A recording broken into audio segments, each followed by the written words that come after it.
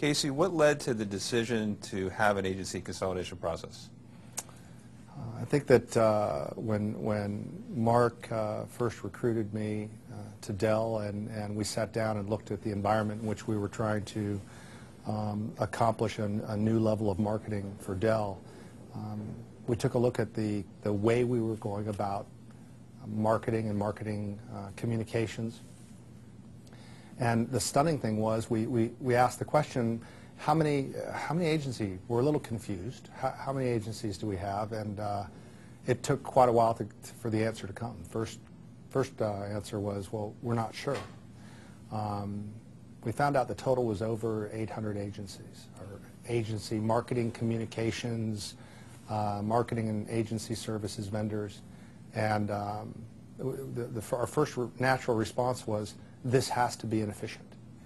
It just has to be inefficient. And of course, as we looked at the work from all the agencies, we saw some stellar work. But the challenge was all of the agencies, many of the agencies were doing the same exact job and presenting us different results, or different creative, different media ideas, different digital ideas, different demand gen or transactional ideas. And we had to make some sense of the chaos. So it was obvious that we needed to consolidate the number of relationships. The question has always been, how deep would that consolidation be? So were you unhappy with the existing work of the agencies you had? I would have to say uniformly no.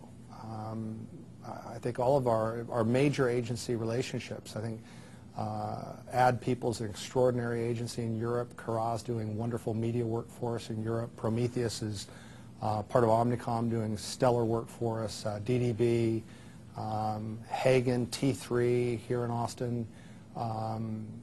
Euro RSCG is a brilliant agency in APAC.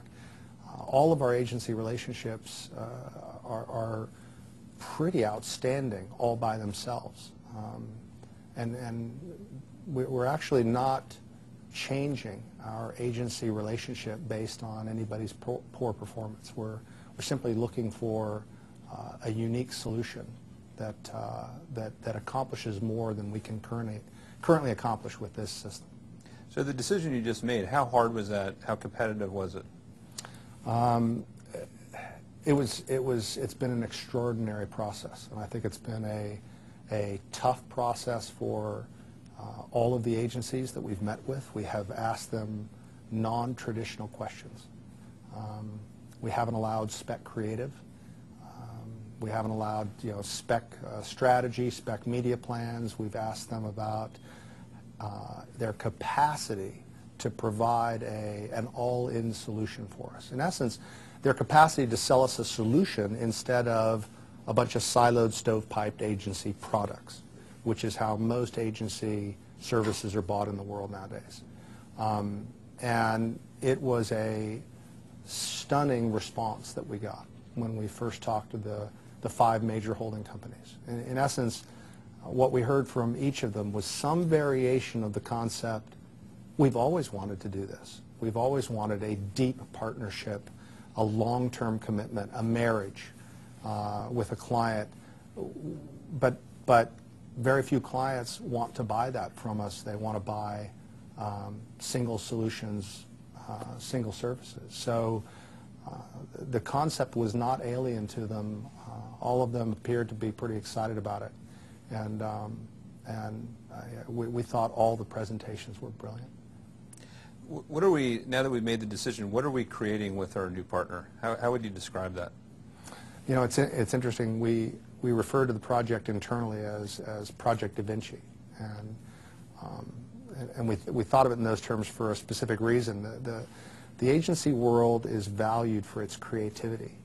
And yet it's often, corporations often over-depend on the creativity, but there's tremendous difficulty in attributing actual value, business value, to any particular part of what an agency does for a corporation. So advertising may contribute, and pricing may contribute, and it may be affected by the economy, it may be affected by changes in your product portfolio, And everybody loves to take credit for the success when it happens, and everybody likes to point at somebody else in the system if it fails. And we were looking for a creative partner who had the capacity and the willingness and the commitment to build a level of analytics and measurement around what we do, because we're a data-intensive company.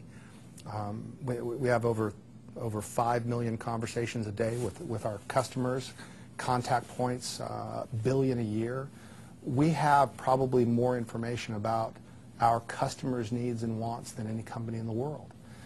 We need an agency who's willing to dive into that with us and help us analyze how to better communicate with them. We're listening. Dell might be the greatest listening company in the world. We need a partner who's completely there with us and who's listening with us and creating solutions and communications with us back to the market. How about talent, agency talent around the world? What's the message you'd want to get across to people who might be interested in the Dell account? There's an adage, thanks for asking that question, Bob. There's an adage in the agency world that we've all heard, those of us who have worked in that environment 1,000 times.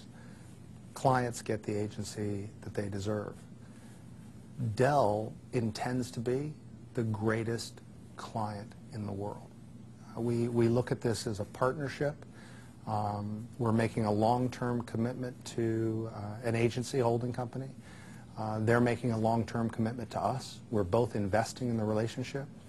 We hope to create an agency that is not only magnificently effective, and that sounds hyperbolic, but you can only do that if you really trust your marketing partner, and that attracts creative talent, analytics talent, account management, media, planning talent, the kind of talent that cares about Dell's business success. That when they get up in the morning and think, I want to be creative, they're thinking, I want to create shareholder value.